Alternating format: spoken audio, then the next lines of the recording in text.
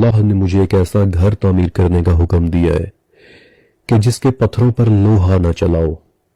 کچھ لوگ اسے یوں بھی ڈسکرائب کرتے ہیں کہ ہیکل کی کنسٹرکشن اس طرح کی جائے کہ کسی قسم کی کوئی آواز نہ آئے، یعنی کہ وہ آواز کہ جو لوہے سے کاٹنے یا لوہے کے ہتھوڑے سے پتھر پر چوٹ مارنے سے آتی ہے۔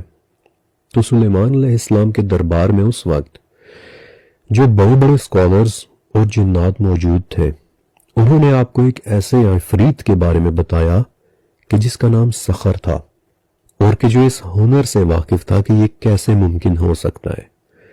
وہ اس راز سے واقف تھا کہ یہ ٹیکنالوجی کیسے اچیو ہو سکتی ہے۔ لہٰذا سلیمان علیہ السلام نے سخر کو کیپچر کرنے کا حکم جاری کیا کہ جب وہ اسے کیپچر کر کے لے کر جا رہے تھے تو راستے میں وہ 2 ایسی جگہوں سے گزرے کہ جہاں ایک آدمی لہسن بیچ رہا تھا اور آوازیں لگا رہا تھا کہ پیاز دے دو، لہسن لے لو، یعنی کہ اس وقت وہ وہاں کھڑا کسی قسم کا بارٹر ٹریڈ کر رہا تھا۔ تو اسے دیکھ کر سخر ہنس پڑا۔ پھر ایک دوسری جگہ ایک عورت بیٹھی ہوئی تھی، ایک کاہنہ، ایک فارچون ٹیلر، کہ جو وہاں بیٹھی لوگوں کو مستقبل کا حال اور غیب کی خبریں دینے کی کوشش کر رہی تھی۔ تو اسے بھی دیکھ کر سخر ہنس پڑا۔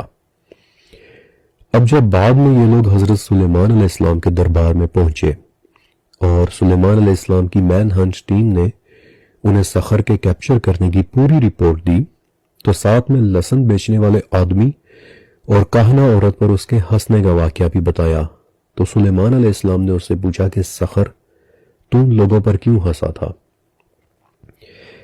تو اس نے بتایا کہ سلیمان، اس آدمی کو دیکھ کر میں اس لیے ہنسا کیونکہ وہ دوائی لے رہا تھا اور بیماری بیچ رہا تھا، یعنی کہ پیاز بیمار کرتا ہے اور لہسن سے شفا ملتی ہے۔